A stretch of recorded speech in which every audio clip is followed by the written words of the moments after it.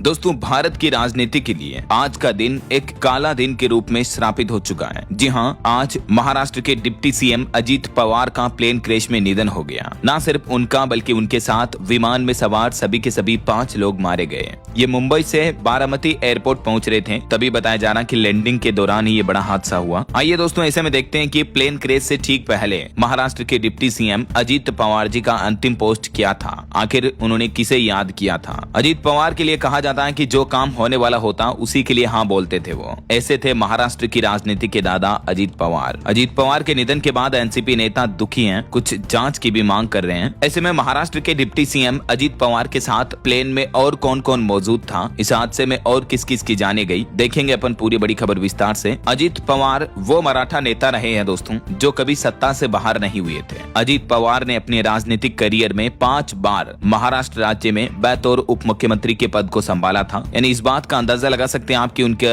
राजनीति में कितनी अच्छी पकड़ थी, लोग जनता उन्हें कितना अच्छा चाहती थी। लेकिन आज अजीत पवार की बारामती एयरपोर्ट पर आपातकालीन लैंडिंग के दौरान विमान दुर्घटना में मृत्यु हो गई। 2019 में अजीत पवार ने पहली बार अपने चाचा शरद पवार के खिलाफ बगावत कर बीजेपी के साथ गठबंधन भी किया था। अजीत पवार का जन्म 22 जुलाई 1959 को महाराष्ट्र के अहमदनगर जिले के देवलाली परवरा गांव में हुआ था। ग्रामीण भारत की सामाजिक और आर्थिक चुनौतियों के बीच वो बड़े हुए हैं। उन्हें किसानों और कृषि समुदाय को प्रभावित करने वाले मुद्दों की प्रत्यक्ष समझ मिली। इन शुरुआती अनुभवों ने उनके क्षेत्रीय विकास के प्रति उनकी प्रतिबद्धता को आकार दिया और राजनीति में उनके भविष्य की नींव रखी। अजीत कुमार की राजनीतिक यात्रा काफी लंबी रही है और महाराष्ट्र की राजनीति में वो काफी बड़ी भूमिकाएं भी निभाए हैं। उनका राजनीतिक सफर इतना स्ट्रॉन्ग, इतना मजबूत था कि आप खुद ही अंदाजा लगा सकते हैं कि कोई व्यक्ति 5 बार उप मुख्यमंत्री के तौर पर कब रह सकता है, जब जनता और राजनीतिक पार्टी सभी के लिए वो जी जान लगाकर मेहनत करते हो तभी, राइट। ऐसे में दोस्तों आज बताया जा रहा है कि एक के बाद एक कई धमाके हुए, फिर भयंकर आग लगी। अजीत पवार प्लेन क्रैश की घटना को देखने वाला चश्मदीद शख्स बताता है कि आखिर ये हादसा पूरा कैसे हुआ। इस घटना पर प्रधानमंत्री नरेंद्र मोदी ने भी दुख जताया और कई बड़ी दिग्गज राजनीतिक हस्तियों ने भी अजीत पवार को श्रद्धांजलि दी है। महाराष्ट्र के डिप्टी सीएम के अलावा भी दोस्तों विमान हादसों ने हमारे देश के कई बड़े दिग्गजों को छीना है। पिछले साल ही आपने देखा होगा एयर इंडिया का प्लेन क्रैश हुआ था गुजरात अहमदाबाद में, जिसमें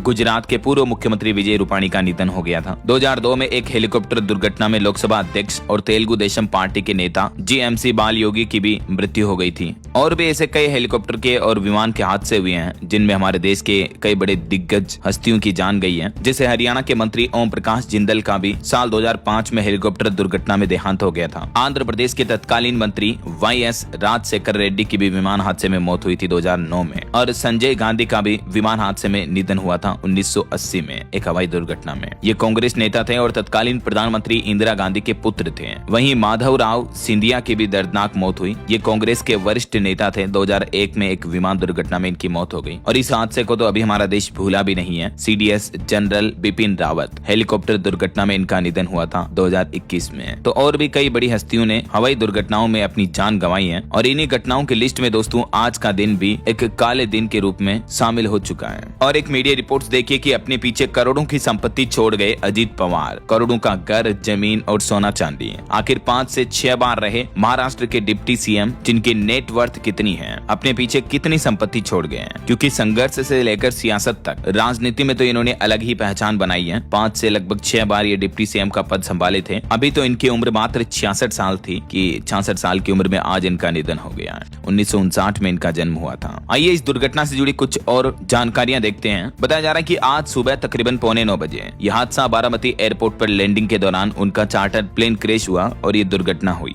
इस हादसे में अजीत पवार के सुरक्षा कर्मी, 2 पायलट और एक महिला क्रू मेंबर समेत 5 लोगों की जान गई है। ये देख सकते हैं कि फ्लाइट की फीमेल अटेंडेंट जो कि जौनपुर के रहने वाली थी, पिंकी माली इनका नाम था, ये भी अजीत पवार के साथ इस फ्लाइट में क्रू मेंबर के तौर पर सफर कर रही थी। लेकिन इस हादसे में इनकी भी जान चली गई। आज एक्चुअली पवार जो है वो महाराष्ट्र पंचायत चुनाव के लिए बारामती में एक जनसभा को संबोधित करने के लिए जा रहे थे। मुंबई से उड़ान भरी थी उन्होंने और वो बारामती के लिए निकले थे क्योंकि सरपंचों के चुनाव आने वाले हैं तो इससे संबंधित जनसभाएं करनी थी। अब ये हादसा कैसे हुआ, इस बारे में जो अभी तक की रिपोर्ट सामने आ रही है, महाराष्ट्र एविएशन डिपार्टमेंट के सोर्सेज के मुताबिक विमान बारामती एयरपोर्ट पर लैंडिंग के लिए अप्रोच कर रहा था। ठीक है, तो पहली बार में तो पायलट को रनवे साफ दिखाई नहीं दिया, तो वह विमान को दोबारा ऊंचाई पर ले गया। रिपोर्ट के मुताबिक उस समय विजिबिलिटी करीब 2000 मीटर थी। तो पहली कोशिश नाकाम रहने के बाद बारामती के रनवे 11 पर दोबारा लैंडिंग की कोशिश की गई, लेकिन इसी दौरान विमान रनवे से फिसल कर क्रैश हो गया और क्रैश होने के तुरंत बाद ही उसमें आग लग गई।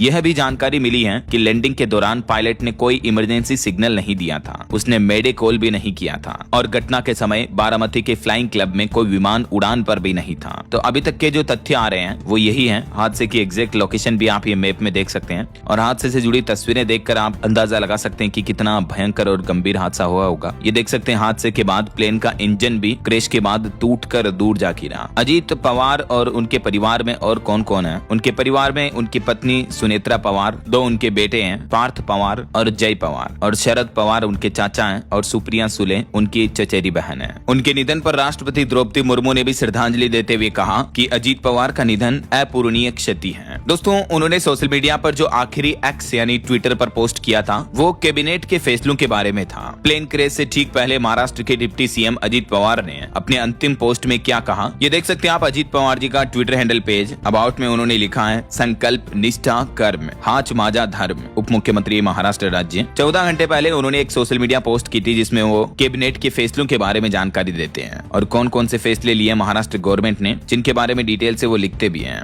ये मराठी में लिखे हुए हैं, इनको आप हिंदी में भी अनुवाद करके देख सकते हैं। इंफ्रास्ट्रक्चर समेत कई बड़े फैसले लिए गए। मुख्यमंत्री देवेंद्र फडणवीस ने निर्देश भी दिया, उनके बारे में भी उन्होंने बताया। तो ये सीएमओ महाराष्ट्र की पोस्ट को भी अजीत पवार ने रीपोस्ट किया था। अब देखिए कुछ और इस हादसे के बारे में जानकारियां। अजीत पवार जिस प्लेन में सवार थे उस प्लेन का नाम है लियर जेट 45। ये एक प्रीमियम बिजनेस जेट है। VRS ventures private limited company इसको ऑपरेट करती है और इस हादसे में मारे गए 5 लोगों के सभी के नाम और लिस्ट भी आप देख सकते हैं। उप मुख्यमंत्री के साथ में उनके एक निजी सुरक्षा अधिकारी थे, 2 पायलट और एक फीमेल फ्लाइट अटेंडेंट थी, पिंकी माली। प्रधानमंत्री नरेंद्र मोदी ने भी सोशल मीडिया पर उनके निधन के बाद दुख व्यक्त करते हुए कहा कि अजीत जनता के नेता थे। ये घटना सुनकर बहुत दुखी हुई है वो। और अजीत पवार की इस फ्लाइट दुर्घटना पर एक चश्मदीद शख्स का कहना है कि एक के बाद एक धमाके हुए, फिर भयंकर आग लग गई। प्रत्यक्षदर्शी का कहना है कि वो देख करके ही ये समझ गए थे कि ये प्लेन क्रैश हो जाएगा। बारामती के घटना स्थल पर मौजूद एक प्रत्यक्षदर्शी ने बताया कि मैंने अपनी आंखों से ये सब देखा, ये बेहद दर्दनाक है। अब विमान नीचे उतर रहा था तब ऐसा लग रहा था कि वह दुर्घटनाग्रस्त हो जाएगा और हो ही गया। हम सोच रहे थे कि वह क्रैश हो गया। ट्रैक से 100 मीटर दूर था प्लेन और तभी अचानक से उसमें आग लग गई और क्रैश हो गया। ये लैंडिंग के बहुत करीब था।